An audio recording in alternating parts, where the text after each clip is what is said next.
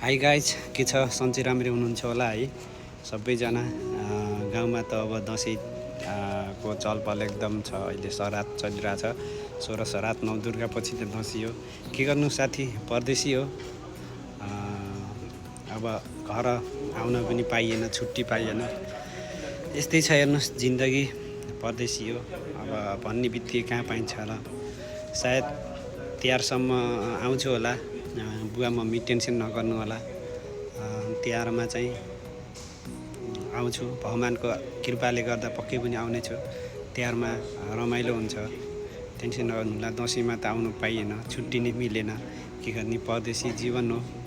घर जस्तो होइन नि, होइन। मन लागे घुम्न गयो, मन नलागे यत्तिकै सुत्दियो, काम गर्नु मन लागे काम गर्यो, नत्र नगर्यो।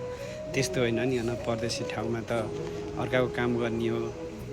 काम नगरे अब माम छैन है। यस्तै छ, तपाईँलाई थाहै नै छ नि है, परदेशी जीवन। बिहान नै 4-5 बजेतिर उठ्नु, काम गर्नु, यस्तै हो जिन्दगी। अब तपाईँहरूले चाहिँ राम्रोसँग दसैँ तिहार मनाउनु होला है, भन्न चाहन्छु यो भिडियो मार्फतबाट। मेरो त यस्तै छ कहानी परदेशीको है।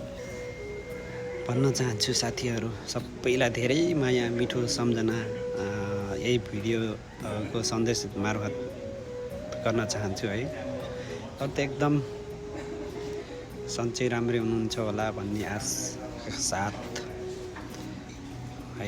अहिलेलाई यति